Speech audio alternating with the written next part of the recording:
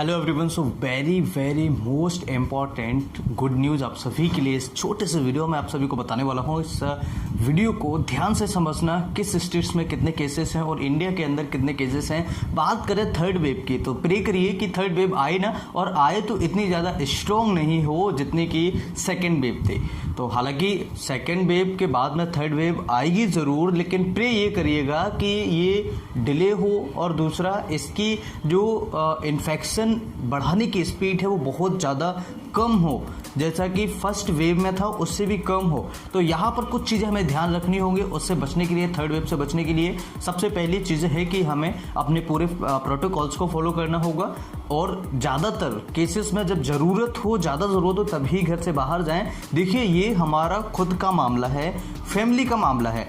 आप ये ना समझें कि वो बाहर जा रहा है, कोई और बाहर घूम रहा है तो ये बाहर घूम रहा है मैं भी बाहर जाऊंगा। देखिए, इसे हम दूसरों पे नहीं टालें, क्योंकि अगर हम दूसरों पे इसे टालेंगे तो काफ़ी सारी प्रॉब्लम्स हमारे साथ में खड़ी होगी। कोई भी डॉक्टर आपको ज़बरदस्ती से घर से पकड़ के नहीं खींच के ला रहा है। आप बात मेरी समझने की कोशिश करिए, मैं किसी का सपोर्ट नहीं कर रहा हूँ। जो गलत है मैं उसको रिवील करूँगा, कोशिश करूँगा कि ये सारी चीज़ें आप सभी के सामने हो। कोई भी पेशेंट हो, अगर उसको कोई प्रॉब्लम हो रही है तभी वो हॉस्पिटल जा रहा है। ये और जो हॉस्पिटल वाले हाई चार्ज लगा रहे हैं या कुछ पैसे ज़्यादा ले रहे हैं वो गलत है। लेकिन आप ये मत सोचिएगा कि बीमारी नहीं है, बीमारी है। थोड़ा सा संयम रखें। कोई भी पेशेंट अपने आप या फिर कोई भी डॉक्टर उस पेशेंट को खींच करके हॉस्पिटल नहीं लेके जा रहा है। जब मरीज को प्रॉब्लम हो रहा है तभी पेशेंट हॉस्पिटल जा रहा है, डॉक्टर के पास जा रहा है, सीरियसनेस हो रही है तो उसको एडमिट किया जा रहा है। लेकिन उसके साथ में अगर कोई गलत कर रहा है, चाहे वो कोई डॉक्टर हो या कोई हेल्थ वर्कर हो, कोई भी हो ETC, तो वो उसके लिए गलत है। पेशेंट के साथ में किसी भी तरीके से अन्याय नहीं होना चाहिए, गलत नहीं होना चाहिए, क्योंकि ये सही नहीं है। ये सारी चीज़ें पेशेंट्स के साथ में जितना हो सकता है हेल्प करें पेशेंट्स की, चाहे वो डॉक्टर हो, नर्सिंग स्टाफ हो, कोई भी हो, ठीक है। तो ये एक पॉजिटिव थॉट्स मेरे दिमाग में चल रहा था कि आप सभी को साथ इस बात को शेयर करना चाहिए कि कहीं ना कहीं मिस्टेक कहाँ हो रहा है।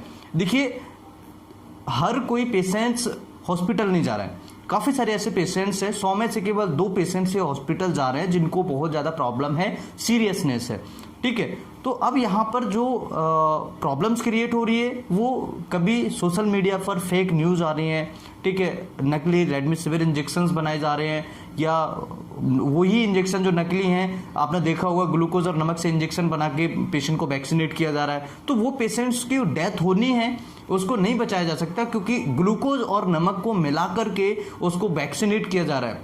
तो ये एक हम जैसे ही लोग हैं, हम जैसे ही लोग हैं जो नकली वैक्सीनेशन जो करवा रहे हैं या नकली वैक्सीन्स को डेवलप कर रहे हैं, और उन पे कड़ी कार्रवाई होगी तो आगे के लिए भी लोग सुधरेंगे और ऐसे काम करने से बचेंगे और उनको डर भी लगेगा। अब यहाँ पर गुड न्यूज़ क्या है? देखिए, गुड न्यूज़ ये है कि इंडिया के अंदर लास्ट 25 दिन में अभी जो आज और कल की जो कोरोना के पेशेंट्स की जो रेट है वो 3 लाख से नीचे आ चुकी है।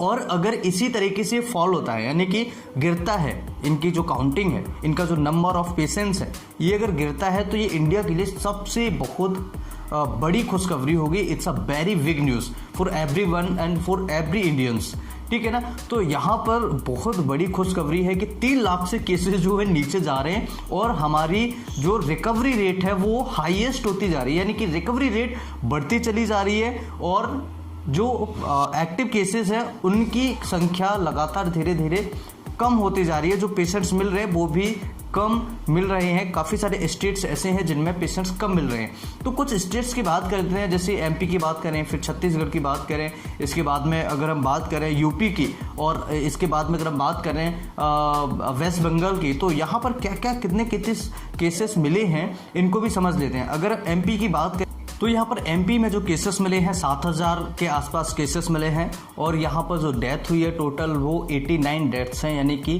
89 पेशेंट्स की डेथ हुई है। अगर महाराष्ट्र की बात करें तो महाराष्ट्र के अंदर जो केसेस हैं वो 34,389 के आसपास हैं और पेशेंट्स की जो डेथ हुई है वो हुई है 974। अब ये जो 974 की डेथ हुई है पेशेंट की सबसे हाईएस्ट है महाराष्ट्र के अंदर, ठीक है। और अगर छत्तीसगढ़ की बात करें तो छत्तीसगढ़ में हमें जो केसेस मिले हैं वो 48,000 के आसपास हैं और 144 पेशेंट्स की डेथ हुई है। इसके अलावा अगर वेस्ट बंगाल की बात करें तो यहाँ पर 19,000 के आसपास केसेस मिले हैं और 144 की डेथ हुई है।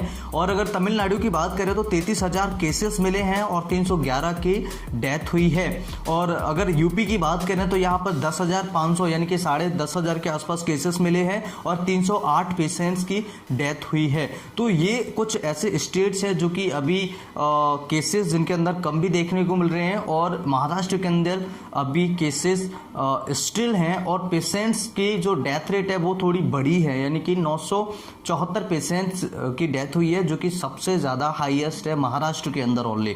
So it's a very good news कि हमारी जो इंडिया की पेशेंट्स की जो रेट है वो कम होती चली जा रही है, लगातार 3 लाख के नीचे हम आ चुके हैं और अगर इसी तरीके से ये नीचे आती है तो it's a very very big news for Indians and every Indians.